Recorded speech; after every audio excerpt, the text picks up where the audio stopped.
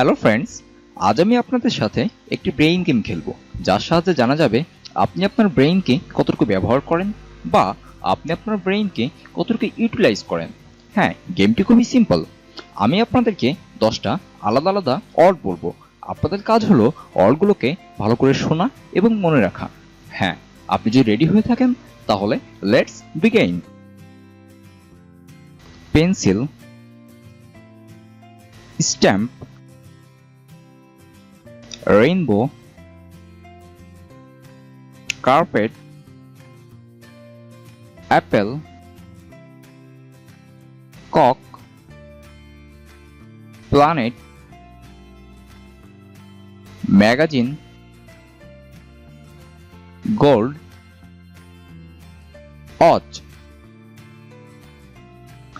আপনি যদি আমার মতো একজন গড়পড়তা মানুষ হন তাহলে আপনার 5 থেকে 7টা অড মনে থাকবে। আর হ্যাঁ, এটাও বলা কঠিন যে অডগুলো আপনার কারেক্ট অর্ডারে মনে থাকবে। হ্যাঁ, আমি যখন এটা প্রথমবার ট্রাই করেছিলাম তখন আমার মাত্র 5টা অডই মনে ছিল। কিন্তু অবাক করার ব্যাপার হলো আমাদের ব্রেন এর থেকে বেশি পরিমাণ ডাটাকে স্টোর করে রাখতে পারে। ইনফ্যাক্ট স্টাডি করে জানা যায় যে আমাদের ব্রেন 2.5 পেটাবাইটস পর্যন্ত ডাটাকে স্টোর করে রাখতে পারে। যদি আপনি না জানেন তাহলে বলি 1 পেটাবাইট ইকুয়াল টু 1024 টেরাবাইট আর 1 টেরাবাইট ইকুয়াল টু 1024 গিগাবাইট, যেটাকে আমরা শর্ট ফর্মে জিবি বলে থাকি। 2.5 পেটাবাইট কতটুকু জায়গা হয় সেটা আরও ক্লিয়ারলি বলতে গেলে, যদি আপনি 2.5 পেটাবাইটের টিভি কোয়ালিটির কোনো ভিডিও এক নাগাড়ে ওপেন করে দেখতে থাকেন তাহলে সম্পূর্ণ ভিডিও দেখতে আপনার 300 বছর লেগে যাবে। কিন্তু এমনটা কেন হয়? যখন আমাদের 10 থেকে 20টা আলাদা ওয়ার্ড, প্যারাগ্রাফ অথবা নাম্বার মনে রাখতে বলা হয় তখন আমরা সহজভাবে এটাকে মনে রাখতে পারি না। যদি এটা আমাদের মনে থেকেও যায় তবুও আমরা এটা খুব তাড়াতাড়ি ভুলে যাই। কারণ হলো এটাই যে আমাদের মনে রাখার ফর্মুলাটা সম্পূর্ণরূপে সঠিক না।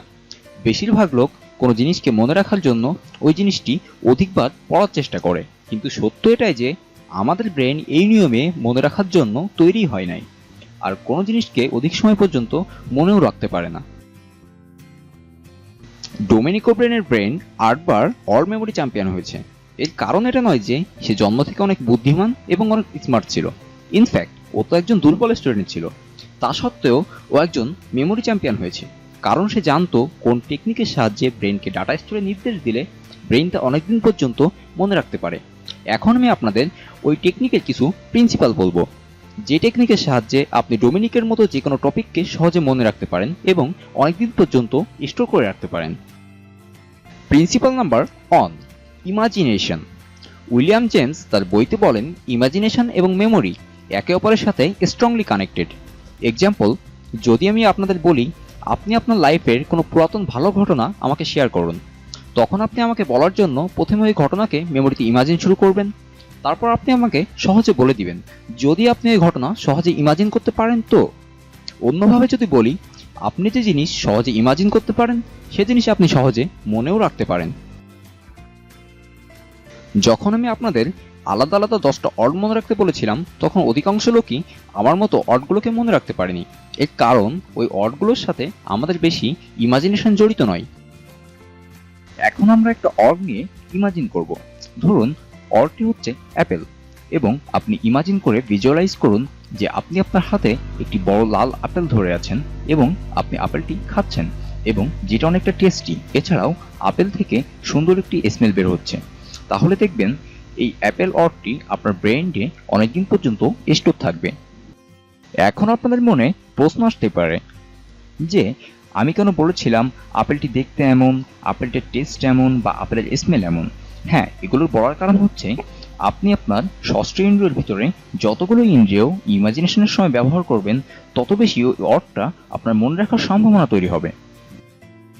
Principal number 2, association. এখানে অ্যাসোসিয়েশনের মানে কোনো একটি জিনিসের অপর একটি জিনিসের সাথে কানেকশন থাকা, যেন আমাদের মনে হয় ওই দুটো জিনিসই একে অপরের সাথে কানেক্টেড। কোনো সময় আমরা যখন একটা জিনিস দেখি অথবা শুনি তখন ওই জিনিসের সাথে কানেক্টেড আরও অনেক জিনিসই আমাদের মনে পড়তে শুরু করে। এর কারণ একে অপরের সাথে কানেক্টেড জিনিস আমাদের ব্রেইন তাড়াতাড়ি মনে করতে পারে এবং খুব সহজে মনেও হয়ে যায়।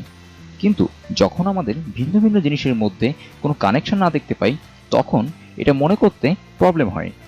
যখন আমি আপনাদের ওই 10টি ওয়ার্ড বলেছিলাম, তখন সেগুলো একে অপরের সাথে কানেক্টেড ছিল না, এজন্য আপনি ওগুলোকে ভালোভাবে মনে রাখতে পারেননি।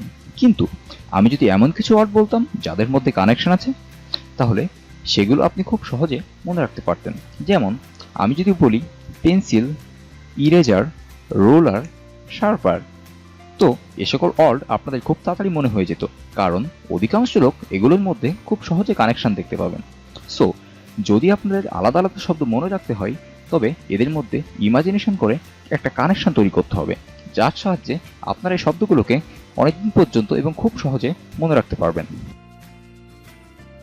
ইমাজিনেশন এবং অ্যাসোসিয়েশন ব্যবহার করে এক ধরনের টেকনিক তৈরি হয়, যাকে স্টোরি মেথড বলা হয়ে থাকে।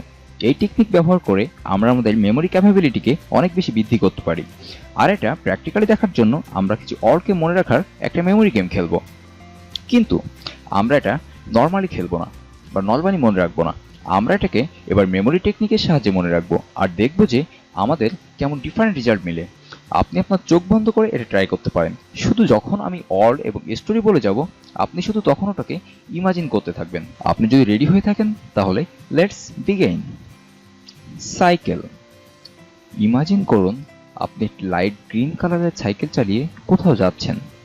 সাইকেল চালাতে চালাতে আপনার গায়ে ঠান্ডা হাওয়া এসে লাগছে এবং আপনি খুবই রিল্যাক্স বোধ করছেন। এছাড়াও সাইকেলটি অনেকটা ইজি এবং অনেক কমফোর্টেবল। চকলেট। সাইকেল চালাতে চালাতে আপনার খিদে পেতে শুরু করেছে।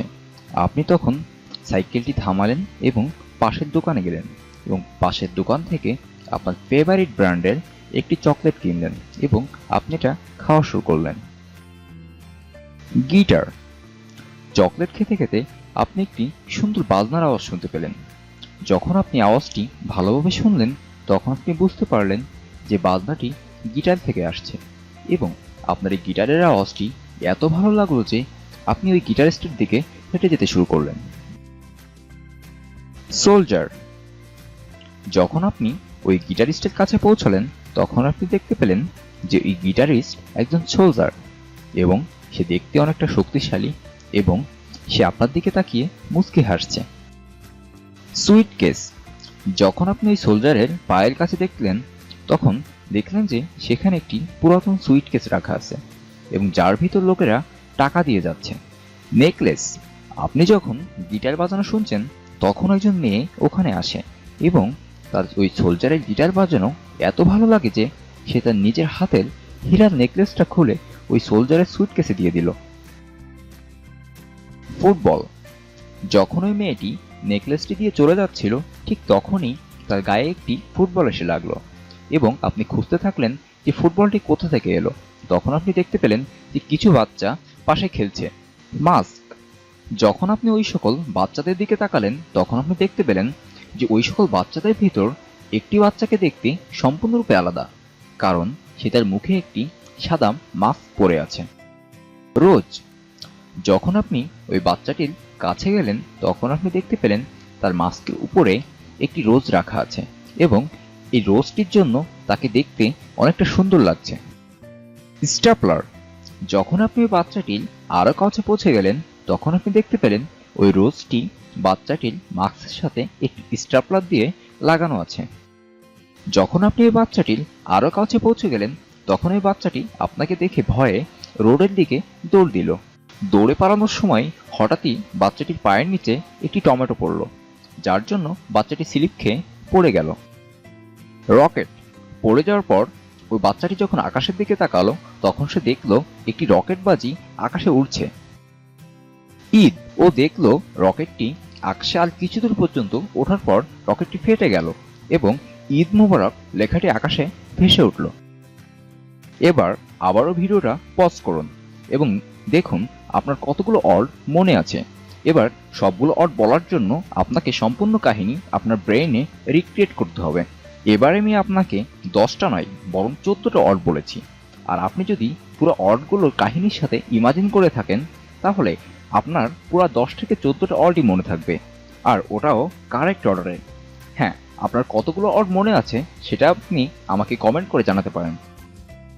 এখানে আপনারা আমার ইমাজিনেশনকে ব্যবহার করে অর্ডগুলোকে মনে রেখেছেন, কিন্তু আপনারা যদি নিজে ইমাজিন করে অর্ডগুলোকে মনে রাখেন তাহলে আরো সহজে ওই অর্ডগুলোকে আপনারা মনে রাখতে পারবেন। শুধু আপনাকে যেটা করতে হবে, যত সম্ভব পারা যায় আপনার ষষ্ঠ ইন্দ্রিয়গুলোকে আপনার ইমাজিনেশনে ব্যবহার করতে হবে এবং এদের মধ্যে কিছু লজিক্যাল কানেকশন রাখতে হবে। এটা শুধু একটা টেকনিকই ছিল যেটা মেমোরি চ্যাম্পিয়ন ডোমিনিক রুবিন ব্যবহার করেন। আর যদি আপনারা আরও কিছু টেকনিক শিখতে চান তাহলে অবশ্যই আমাকে কমেন্ট সেকশনে জানাবেন। আর আপনারা যদি বইটি কিনতে চান তাহলে নিচে ডেসক্রিপশনে দেওয়া লিঙ্ক থেকে গিয়ে বইটি সহজেই কিনতে পারেন। আর হ্যাঁ, আমাদের ভিডিওটি যদি আপনার উপকারে এসে থাকে তাহলে অবশ্যই ভিডিওটিতে লাইক এবং আপনার ফ্রেন্ডের সাথে আপনার এই এক্সপিরিয়েন্সকে শেয়ার করবেন এবং পরবর্তী ভিডিও পাওয়ার জন্য অবশ্যই সাবস্ক্রাইব করবেন। ধন্যবাদ।